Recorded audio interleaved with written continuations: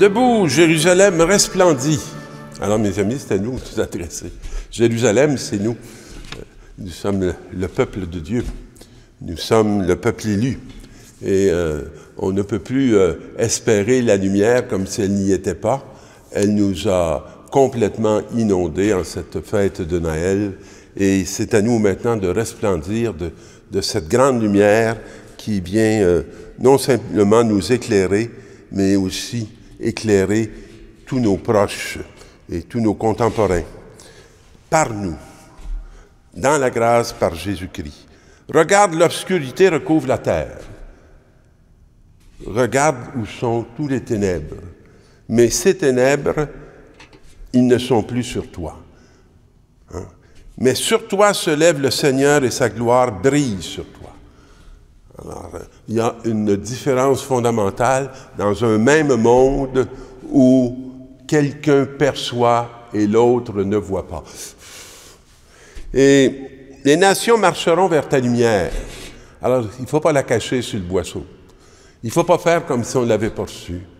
Il ne faut pas se dire « Ah, je ne sais pas si c'est vrai. » Ben là, je ne sais pas si c'est vrai, on n'a rien à dire, on n'a rien à annoncer. Puis, on n'a pas beaucoup d'espérance à nous partager, à se partager pour se nourrir d'une réalité qui est plus grande que celle de la terre, mais qui est pour la terre. Les rois, vers la clarté de ton aurore, lève les yeux, regarde autour de toi, tous ils se rassemblent et ils arrivent. C'est quelque chose, hein? Lève les yeux et regarde autour de toi. Ils arrivent. Et tes fils reviennent de loin et tes filles sont portées sur les bras. Mes amis, il y a beaucoup de nos fils qui reviennent de la DPJ, puis qui reviennent de ci, puis qui reviennent de là. Puis il y a beaucoup de peines qu'on a portées. Il y a beaucoup de blessures qui nous ont abîmés. Et voilà qu'on nous dit, tu verras, tu seras radieuse, ton cœur frémira et se dilatera. Moi, j'espère et je crois que ça va arriver. Ça va arriver avec le retour de celui que j'attends depuis fort longtemps. Et les trésors au-delà des mers afflueront vers toi. Alors, tu n'es pas obligé d'aller voler. Ils vont venir te les déposer entre les mains. L'or qui nous vient de Dieu, dans la gratuité, est un argent qui ne nous condamne pas, mais qui fait venir le salut. Des foules de chameaux t'envahiront, des dromadaires de Madian et d'Épha, tous les gens de Saba viendront et apporteront l'or et l'encens, donc la louange au Seigneur, en proclamant les louanges du Seigneur. Dans la deuxième lecture, voici en quoi consiste la grâce que Dieu m'a donnée pour vous par révélation. Et il m'a fait connaître le mystère du Christ. Ce mystère ne l'avait pas fait connaître aux hommes des générations passées. Et le mystère, il va nous dire, le voici, c'est que les païens sont associés au même héritage et au même corps, au partage de la même promesse. Et dans le Christ Jésus, par l'annonce de l'Évangile. Voilà le mystère, mes amis. C'est tout à fait, allez de tous les hommes, baptisez-les au nom du Père et du Fils et du Saint-Esprit, et je suis avec vous jusqu'à la fin du monde. Alors, mes amis, c'est pour ça qu'il faut qu'on se mobilise, il faut qu'on se lève, il faut qu'on prenne la route, conscient d'être illuminé, qui fut le premier nom du sacrement du baptême, hein? Le sacrement de l'illumination. Alors, et là, c'est sûr qu'on arrive à l'Évangile avec un récit qu'on connaît bien, celui des mages, et qui sont justement ici, là, tout près, sur le point d'arriver dans cette grande scène, ce grand mystère. Alors, Jésus est né au temps du roi Hérode, qui n'était pas un temps d'expérience merveilleuse, parce que c'était des durs qui conduisaient le peuple, pas vers Dieu, mais pour en tirer profit pour eux-mêmes. Et puis voilà des gens venus d'ailleurs qui cherchent celui qu'on ignore, qu'on n'a absolument pas pris conscience qui était arrivé. Et où est le roi des Juifs qui vient de naître? Prendre le mot roi, là, pour un empereur, c'est très menaçant, parce qu'il veut être le centre du monde. Alors là, s'il y a des gens des grands pays qui viennent pour le chercher lui et non pas me chercher moi, alors là, ça commence à être dangereux. Alors, nous avons vu se lever son étoile et nous sommes venus nous prosterner devant lui. Alors, en apprenant cela, Hérode fut pris d'inquiétude et tout Jérusalem avec lui. J'espère qu'on n'est pas pris d'inquiétude et toute l'Église avec nous, parce que c'est tellement absurde. On n'a pas à être dans l'inquiétude, on a à être dans la réjouissance, on a à être dans la recherche de découvrir où il se cache, hein, où il se trouve.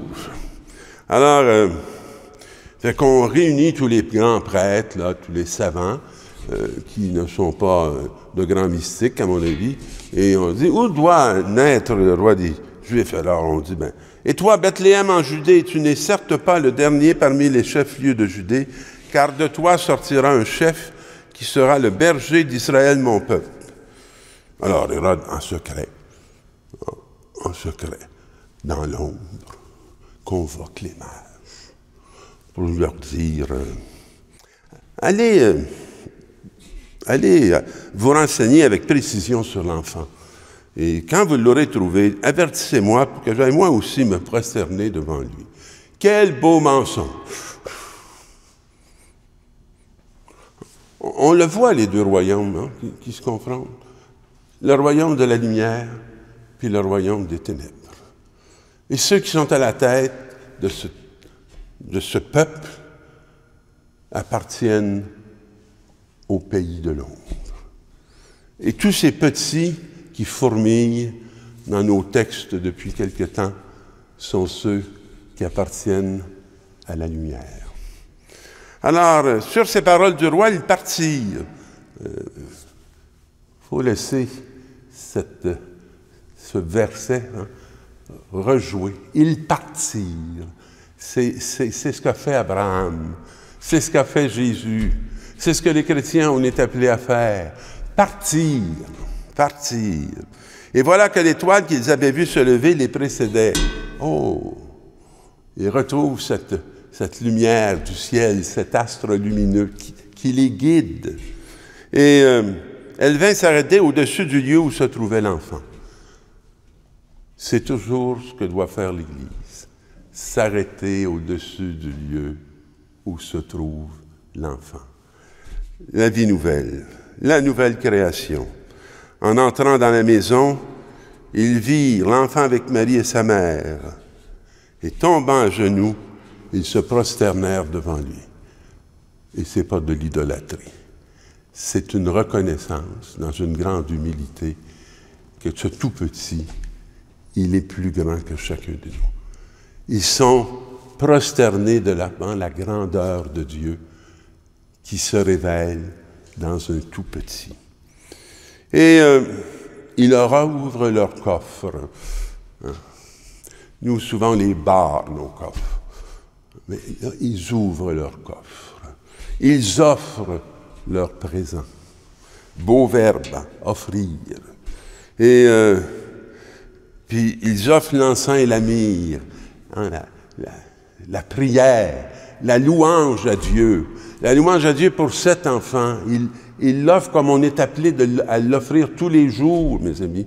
On a cette grâce de pouvoir entrer dans tout à fait ce même mouvement que ceux qui ont vécu les rois mages. Mais ensuite, avertis en songe de ne pas retourner chez Hérode, parce qu'ils étaient des hommes fidèles, alors le songe leur dit de regagner leur pays par un autre chemin. Et vous savez, quand on vient pour chercher Jésus, c'est sûr qu'un coup qu'on l'aura trouvé, on ne peut plus reprendre le même chemin, parce qu'on va être sur un chemin nouveau. Et celui qui nous dit « Je suis le chemin, la vérité et la vie », c'est désormais le chemin qui sera aussi le nôtre, parce que nous serons avec lui. Alors, bonne fête de l'Épiphanie, que vous puissiez manifester cette grande joie qui nous est donné en ce temps de pandémie qui appartient à l'ombre, mais que la lumière peut dissiper. Amen.